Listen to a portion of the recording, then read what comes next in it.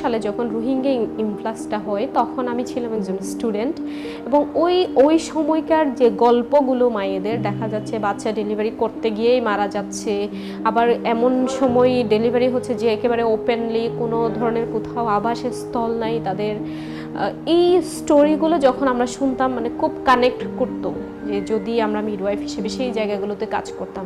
পরে গিয়ে যখন আমি ডিরেক্টলি কাজ করা শুরু করলাম তখন মনে হতো না এখন যে এইটুকুই কাজ করছি আরও মনে হয় স্প্রেড করা উচিত, এখানে আরও মনে হয় কিছু আছে যে আমাদের দেওয়ার।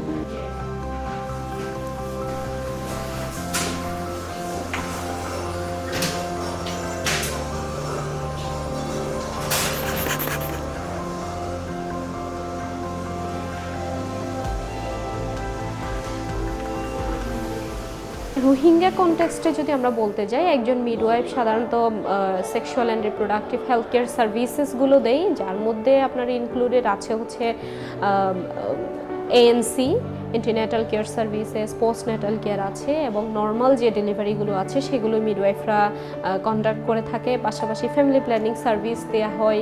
তারপরে হচ্ছে তার মধ্যে এই যে আমরা সমস্ত নর্মাল কেয়ারগুলো যে দিচ্ছি এখানকার মধ্যে কোনো কারণে কোথাও ইমার্জেন্সি অ্যারাইজ হচ্ছে কিনা সেটা আইডেন্টিফিকেশন করা এবং সেই প্রপার প্লেসটাতে রেফার করা, এই কাজগুলো মিডওয়াইফরা মূলত করে থাকছে। এবং কিছু কিছু সময় দেখা যাচ্ছে মিডওয়াইফরা একেবারে মায়েদের সাথে গিয়ে ডিরেক্টলি ফিল্ড ওয়ার্ক করতেছে, তাদেরকে সচেতন করতেছে, বিভিন্ন টপিক নিয়ে তাদেরকে বলতেছে যেন তারা আমরা আলটিমেট উদ্দেশ্য হচ্ছে আমাদের ম্যাটারনাল মর্টালিটির রেটটা কমানো।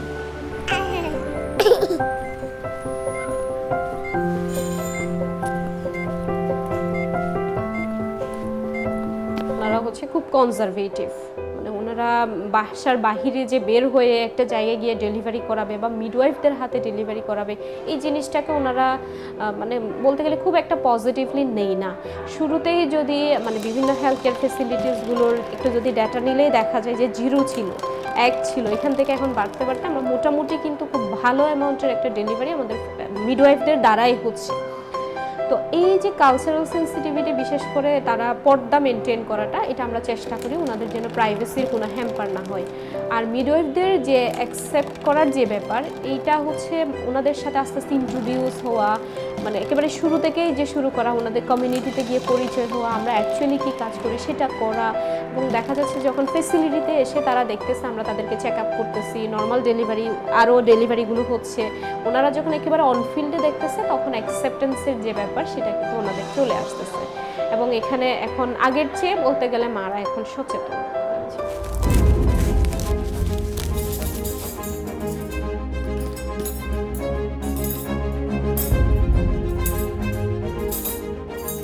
যদি রোহিঙ্গা ক্যাম্পে অ্যাকসেপ্টেন্সের যে ব্যাপারটা, এটা আসলে খুবই কষ্টসাধ্য ছিল আমাদের জন্য শুরুর দিকে। আপনি শুরু করার সময় থেকে আমরা কিন্তু প্রচুর এখানে পরিশ্রম করতে হয়েছে, শুধুমাত্র ওই যে বলা বোঝানোটা, তারা যেন আমাদেরকে অ্যাকসেপ্ট করে আমাদের কাছে আসে বা আমরা যদি তাদের কাছে যাই সেই বিষয়টা যেন ওনারা শোনে।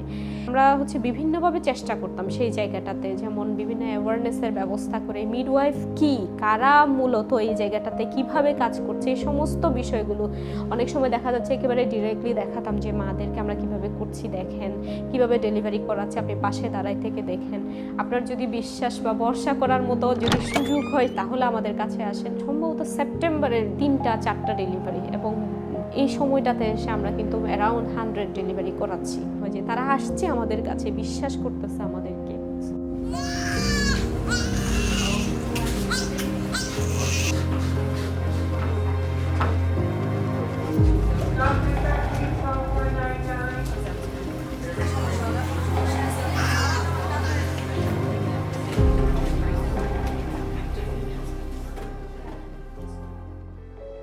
ক্যাম্পের মাঝে আসি দিয়ে 7 বছর পুরা গিয়ে 8টা বছর মাঝে উঠি। ক্যাম্পের জীবন আরে বালা গড়ে রাখে, ক্যাম্পের জীবন ভালো লাগে, যেন মাঝে থাকে আর মাঝে মানে কষ্ট যত দেরম কলে পানি উড়ে তো ফান দিয়ে সদুন কষ্ট যাবে। ছোট বাচ্চালে আরে কষ্ট হইলে তো কেন কষ্ট হওয়ার তো ফান সদুন ফালা পরের পোয়া পরের তো হেন আমাদের ওর আগেও হেরে আর দেশের মধ্যে বালা থাকিলে তো বালা থাকতো নদী মগে তো আর তো দিয়া হচ্ছে সারা বাংলাদেশে আর সারা দিয়ে খেম মাদে কুতো হাতি তই বাজা বাজে আগর তেল ফালের গরম হেন মা গরম লাগে জ্বর বেয়া দিলে কষ্ট আর আফাতার হাসে সে খাপ গইতাই সে খাপ মাদে তো বালা করে চাই বাদে তই তোয়ারা তুই যদি মানে কি টাইম হাসাই কইলে বাসা যদি ওখান লাইলে আর হসপিটালের মধ্যে আইবারিবা এর বাসা বলে আইবারিবা তে হেন মাদে বাসা এর ওয়াই বালা করি আর সুন্দর করি ওয়াই গরমা দই 2.5 বছর পয়লা বাসা গর তো এর হে গুণ ডাটা হানা ওয়া ইকেওয়া হে দুন নহ তে আর সিয়াসিতি হর খেতি হর ডাটা হানা নহলে ডাটা তুলি নদিব তই শৈল পাতিন না ভাইব কিছু জ্ঞান করিব হষ্ট হব হদুন তো সেই দুন হষ্ট গেলা ভাইতাম হসপিটালের মধ্যে যাইলে এই দুন হষ্টই নহব তই বালা করি আরে সুন্দর করে চাবই আরে রে আর তো এড়িয়া সেবা ভালো লাগে তাই আভা তারা হয়ে দেখি আরে বাসা হয় বাদে জারগি দেহা কোনো সমস্যা হলে এরে দাহাইতে আইবা বাচ্চা তো মাতি তো কোনো সমস্যা হলে আইবা তো দাবা ওষুধ তো গুণ দিল নেন ঠাই মাথা আইবা হেন হয় আর বোঝাই আর দি তো ভালো লাগে আয় অন্য পিড়িয়ান ধর ওই জন্য হেরে যায় আর হয়ে দি মানুষ ডাটা হানা মা দইলে বালা নহঙ্ক আয় তো বালা ভাই তোমার ওজন তো হেরে যায় আরে বাসা হয় হেন হয় আরে তার ওজন বোঝায় আর হই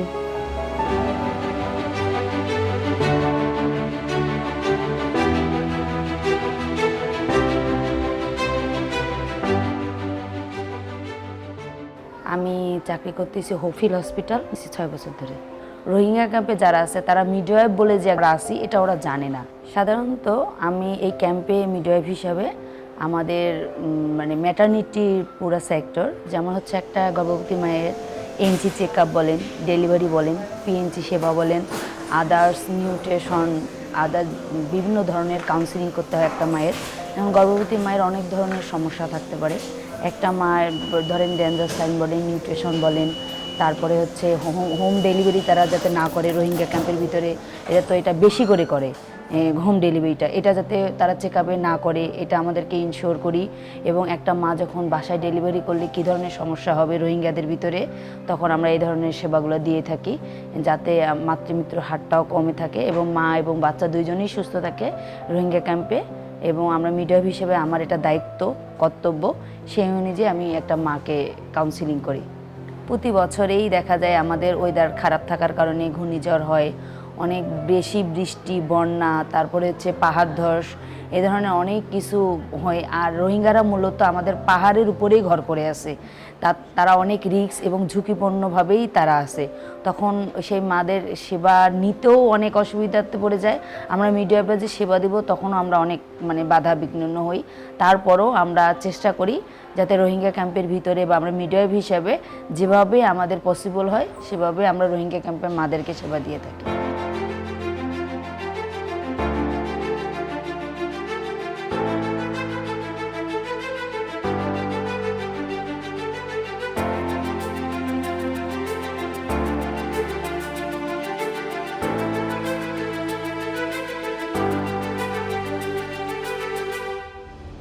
in care of pregnant women and newborn babies, both in Rohingya camps and the host community. Before 2012, there was no institutionalized midwifery education in Bangladesh. In 2017, about 1.2 million Rohingya refugees, including a significant number of pregnant women, came Bangladesh from surrounding country in Myanmar, and they took shelter in Kia and Teknaf Upazila in Cox's Bazar district. So Hope Foundation is producing midwives in every year. Foundation also employment them at the Hope hospitals, including the 75-bed of Rohingya Hope Field Hospital at the Rohingya camp, and also the Hope Birthing Center at the community level.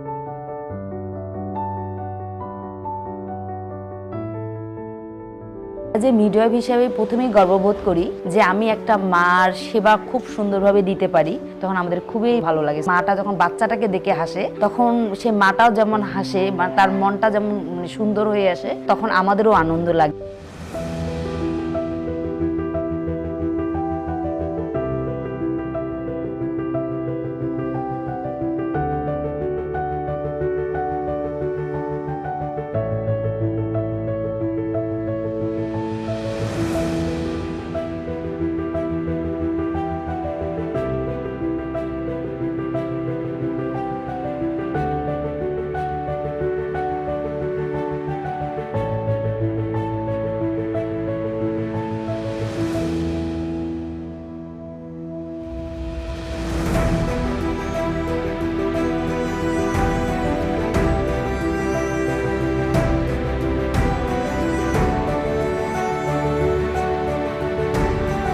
you.